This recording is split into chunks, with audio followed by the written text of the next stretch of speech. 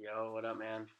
So, this first one here, the key is getting all that movement from the scaps. Really try to keep a nice right angle there at the elbow.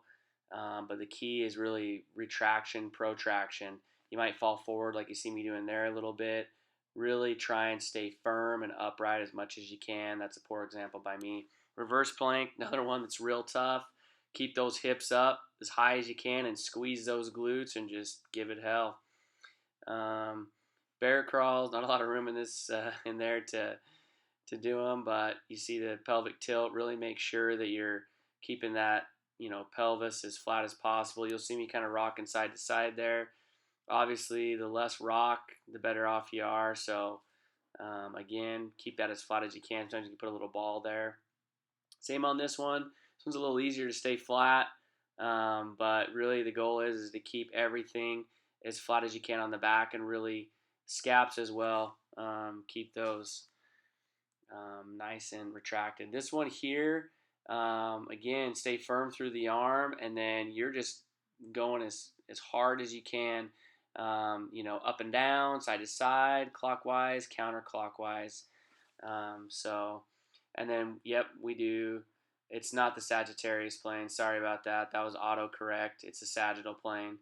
So, and I guess I could probably change that. But, anyways, same concept. You're going up, down, side to side, clockwise, counterclockwise.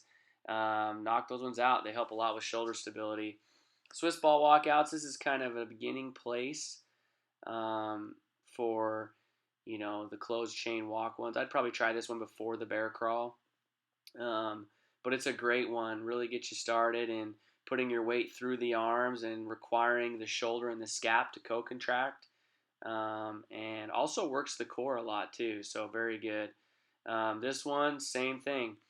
What I found out is that really just find a surface where you can really slide the sliders.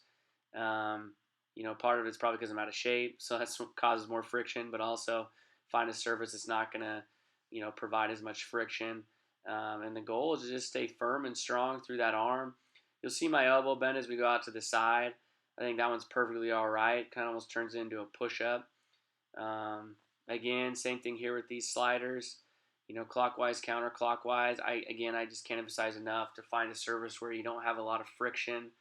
That way it's pretty free in terms of sliding it, because it's going to be a difficult enough exercise as it is. I mean, that's a really hard exercise, and that's what we're getting towards. Is the key for these ones here are more. Let's get that shoulder.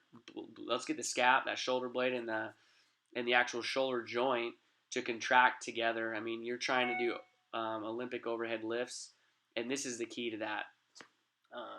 The key is being able to have that shoulder blade move correctly and be able to support that shoulder in overhead motions. And that was one of the main issues on your evaluation was that the scap, we had that dyskinesia, or that rhythm was not smooth and flowing. And so, at this point, hopefully the prior exercises have helped with that.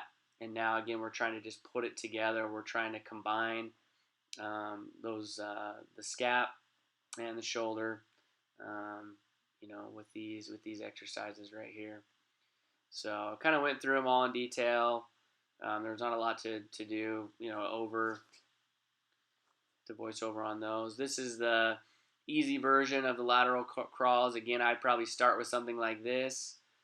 It's static. Nice and easy. Try to keep as much tension as you can on the band. You'll see that I'll kind of let it slack there on some of my reps. Really try to maintain that tension. And then obviously this is a dynamic version that's a little more difficult.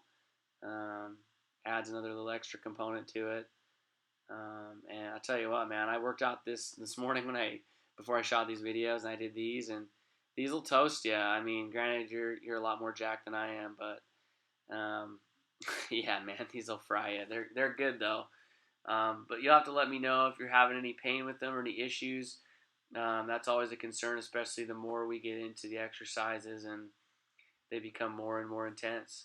This last one here is a great one to get a little bit more mobility out of the shoulder capsule, but also control the scaps. We come back, squeeze the scaps together there, and then as we bring it back into external rotation there, we just want the extra weight on the end to pull our arms back, same as we bring it forward into internal rotation. So hopefully that helps, man. Let me know if you need anything. Talk to you later.